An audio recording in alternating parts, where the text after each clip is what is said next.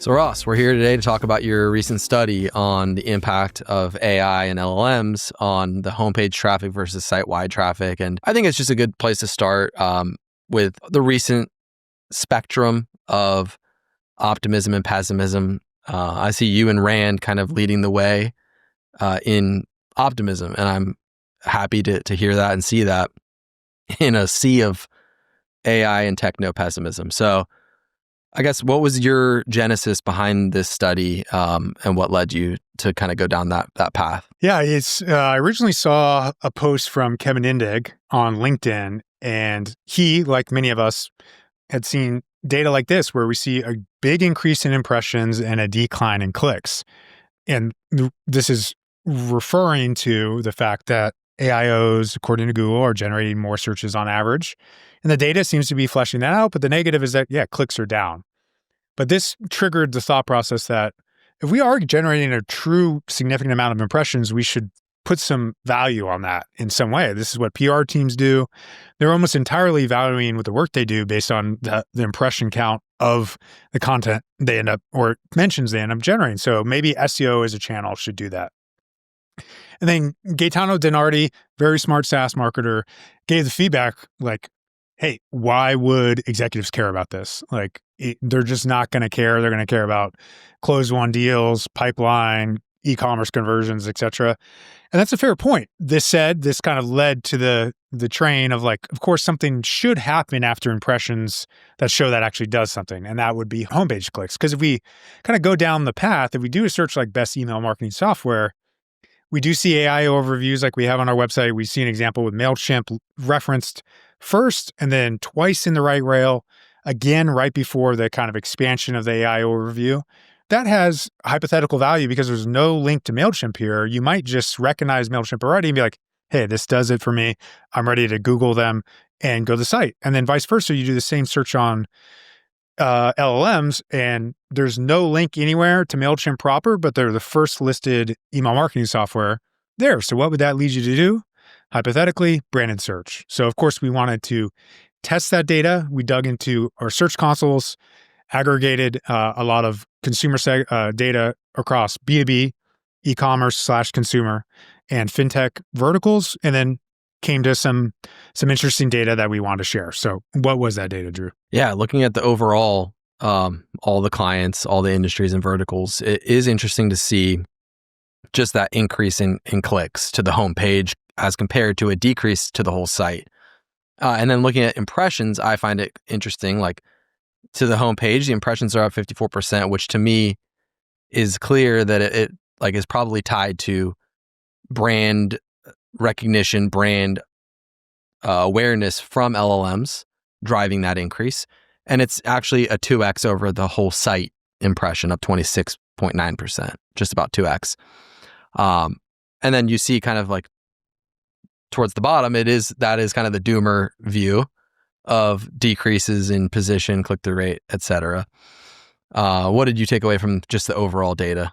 Yeah, I mean, it's not great that overall site clicks are down 4.8%, but it's not the end of the world that when we think about the distribution of traffic, if it's going to the homepage and we think that conversion is higher than the whole site, which it 99% of the time is on average, that means this could actually be not a terrible outcome. So to aggregate this data across industries and see that a good amount of clicks were going to the homepage is hypothetically not the end of the world because it's sort of showing users are still ending up doing that transaction. They're just coming to the conclusion a little different way, hypothetically. Of course, there's other details in the weeds of that are worth considering, and it's hard to prove that explicitly this is LLM and AIO data.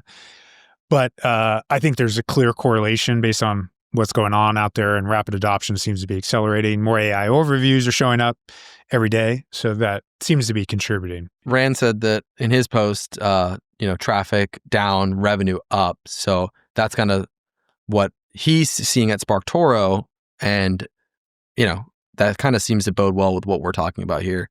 Yeah, it's interesting on the B2C side that we're seeing pretty similar in compared to the full overview of the impressions up pretty significantly in the 50% range.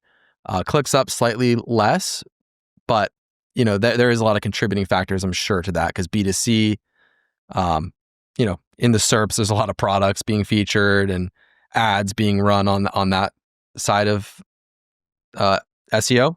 It's great to see that clicks are still up to the homepage. I think a lot of LLM citation and perhaps the model is being fed by, Reddit to reviews, to forums, and all of that data is helping surface like what is the strongest, not only brand, but product in those categories.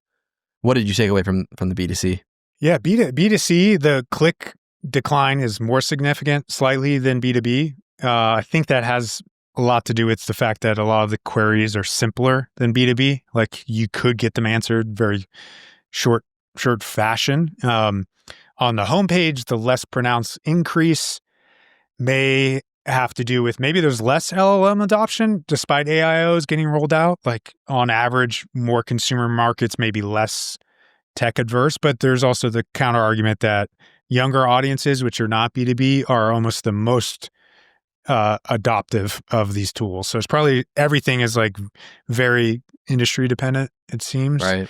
Did you see at Google I/O, they talked about how the query lengths are increasing pretty significantly? Probably to those like younger audiences that are being AI fluent from day one. And they're just like treating every search engine as like, okay, answer this query. And they're becoming more complex and long tail, which is interesting. Yeah, there's definitely a longer tail emerging, which matters in B2C. Like you got to have that long tail coverage potentially. Could matter. It is worth noting part of this sample, we're comparing the last 3 months to the previous 3 months. In there is Q4, which is important for, of course, seasonality in B2C, especially on the upward side.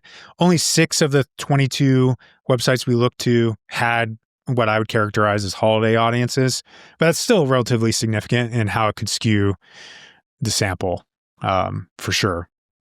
But how about B2B, Drew? What did that look like? Even more pronounced to your point. You mentioned it earlier, like homepage clicks are up 15%, which is quite significant given the audiences are more sophisticated and really trying to drive value, right? So I would assume, looking at this data, that revenue is up pretty substantial, given that homepages tend to convert better than long tail or top funnel content, for example. But pretty significant impression growth as well. The position decline on the homepage is interesting, which to me means that if that position is down, if the average position is down 25%, but traffic or clicks to the homepage is up 15%, that it's strict branded search, like just MailChimp is the query being searched here. So what do you think? Yeah, agreed. I mean, I think the position change is just AI overview showing up pretty consistently on those, while the whole site maybe is not as often. But yeah, it's a little immediately rosier on the B2B side because of that less click decline. Like maybe there is more sophistication, so more clicks are being drawn. And then on the homepage, yeah, maybe there is more tech adoption. So people on LLMs are searching brand searches. And a good comment I got from Will Critchlow, who I think we'll publish actually after this podcast. He had the note that in B2C, on average, the brands probably have a higher percentage of homepage traffic than B2B. So it's almost the denominator is different in B2C more often because they're just bigger. So maybe this feels more negative, but it's actually just way more brand search. Potentially, That could be one dynamic. Yeah. Like the starting point was already high for B2C for homepage clicks, yes. But 8% is pretty substantial given that. And the seasonality is flipped where B2B Q4 tends to be quieter. So that may be helping it in this way. Maybe it averages out. So we have to take all that with a grain of salt. Yeah, but I mean, looking at our own business, like we've seen the impact of LLMs, right? So we hear a lot of leads come to us saying they found out about us via ChatGPT, Perplexity, like those references actually driving value, form submits and calls. So yeah, you want to walk through what we saw in our own data? Yeah, we are like many that we saw a click decline. We have de-emphasized SEO a little bit in the last quarter, so it's worth noting that as well. But we saw that quarter over quarter decline. But on the positive side, no real change in pipeline. We do have great LLM visibility using tools like Profound. You can put us in there, try Googling us, make sure you click our name or search for it afterwards. But you'll often see Siege Media ranking pretty well, given a lot of the things we're doing. And that may hypothetically contribute to more branded search if we're believing this thesis that we're walking through. So then when we actually look at the Siege data, it ends up being reality. So we're up actually above sample in the 30% range, which is pretty wild. And if you think about the fact if you are doing AIO or generative experience optimization or whatever your preferred acronym is for optimizing for these tools, there may be a higher than average kind of increase to the homepage. So that's a positive. But all that considered, all this kind of like conversion math is not that amazing if it doesn't actually, or I mean, all this difference to the homepage doesn't actually matter if there isn't a change in behavior or net overall lift. Like, what is overall outcome or hypothesis we saw in walking through that, Drew? When you look at historic conversion rates, traditionally the site-wide is 1% to 4%, sometimes lower, sometimes higher, depending on the industry, the vertical, the company, the product, et cetera. And then for the homepage specifically, it's higher at 3% to 8%. So Ross, I guess looking at the aggregate of data we looked at, you ran some numbers. What are you seeing? Yeah, so it's an impossible exercise to like try to compare conversion rates. It would have like quadrupled times 9 the time of doing this data study, and probably don't want to share client or previous client data in that way. But if we kind of just generalize the data, and what we did was we looked at around 32 of the 50 websites, which I'm not sure we said at the front, but we studied 50 websites across fintech, SaaS, and ecom. And we look at that sample size of non-homepage and then homepage data previously and then currently with that average lift that we experienced. What would the difference be in conversion rate? So I won't walk you through the math, but if we go with averages of the homepage being 3% and the non-homepage being 1% as a generality, and we look at the before and after change where previously we had a lot more non-homepage traffic, but now more of it's going to the homepage, even though net visits are down, we may actually even see a positive lift in conversion with this specific example of 3 versus 1%. So our example, using a sample size of 32, if it's 3 and 1, would be around 150 more conversions and a 0.5% lift in conversion. That's not some amazing study to shout home about. The CRO experts would not be telling their mom about that study, but it's still a positive in a world where, as you mentioned, Drew, it's super doom and gloom across everything. And that was sort of the idea here is, yes, clicks are down, but if they're transferring efficiently, maybe revenue is up as Drew mentioned. Yeah, I'm surprised you did a quarterly analysis and not like a week over week, just given the pace of AI adoption and change. Because, I mean, I think personally, not to get too into the weeds, but MCP servers and when AI models are going to start transacting on sites, like this is like the early days, and like it could become an even bigger channel. I mean, it will become a bigger channel, but how can it have a bigger impact on the bottom line, essentially? So I guess forward looking, what do you think? Yeah. Yeah, I mean, it's a good call. And one thing I say about B2B that we didn't say out loud yet is I do think that almost represents what it could be for B2C. And as you mentioned, maybe it's just the starting point of what B2B is going to be. Like, we should expect this to play out more often. So if we see, as you asked, if we do expect it to play out, I mean, one of the core first things I think we could do is improve the homepage. If we know we're getting more homepage traffic, already our homepage was the most important to everybody, hopefully. But now we should have an extra attention to detail there because hypothetically, the increase in traffic is going to go up. It's only going to continue to, as you mentioned, even if we're increasing visibility for the bots, we gotta do something different. What are some other things people should be changing, Drew?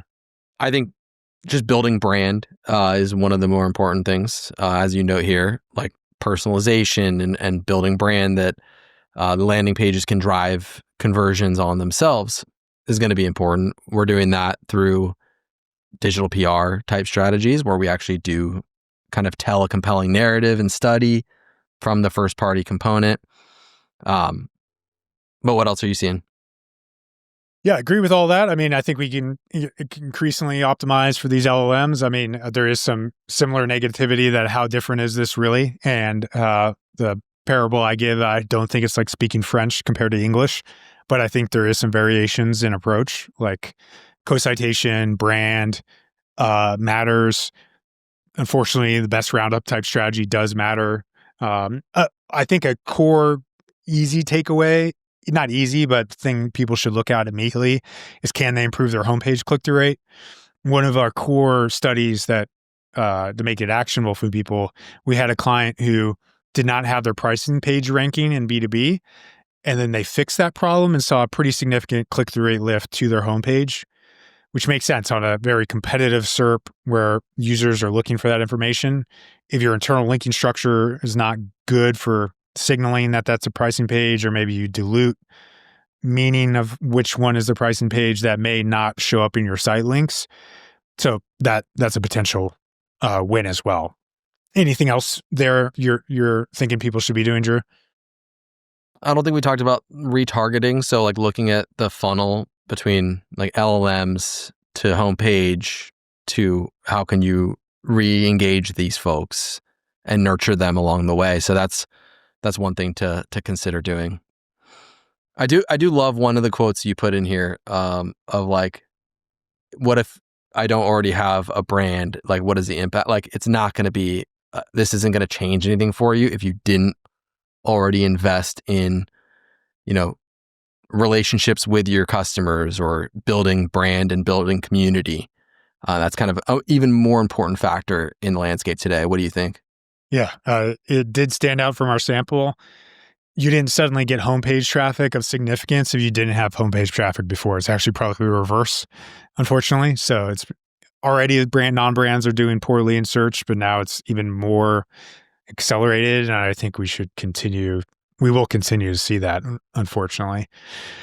We could target, this is a collaboration with their PPC team. If you know everyone was going to, like, if MailChimp is trying to be marketing software now, but you want to give them a dedicated landing page experience, you could defend your SERP and give them a specific site link in that paid ad to your email marketing software page, or the actual queries people are doing or did previous to the ambiguity from these tools that may help conversion rates. So it's kind of more focus on the whole strategy. It's like PPC, paid social, obviously SEO click-through rate. That's all kind of big parts of the conversation. I will say, back to Gaetano's comment, like, how does this impact bottom line? How do you communicate this to leadership?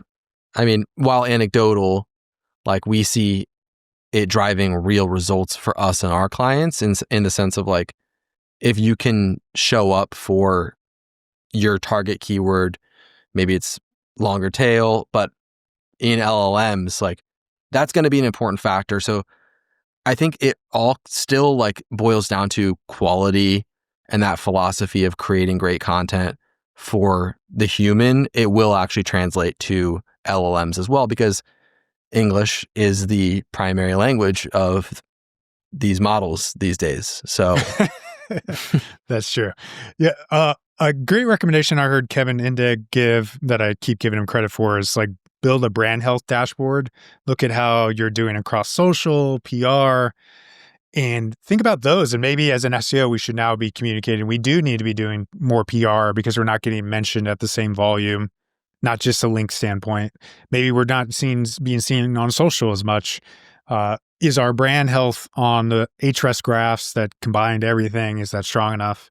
If we're doing that well, hopefully that will back into this. And as you mentioned, Drew, like, there is a lot of doom and gloom. I think communicating this change, extrapolating it out, hopefully the most important thing, conversions, is not down. If you point to articles and podcasts like this that communicate this is what's happening, hopefully that will reduce the panic or concern we have and executives have. So it's all about communication. And I think if we get through that first phase this year, and as you mentioned, it'll probably keep changing, but if we keep kind of doing that and we know it's going to go to the homepage and we do our best to work on attribution, hopefully it's not going to be the end of the world, as it were. In worst case scenario, we can always ask our LLMs how to speak French, right? Yeah. Well, thanks for bringing a positive light to the AI apocalypse, Ross. I always appreciate it. Yeah, of course.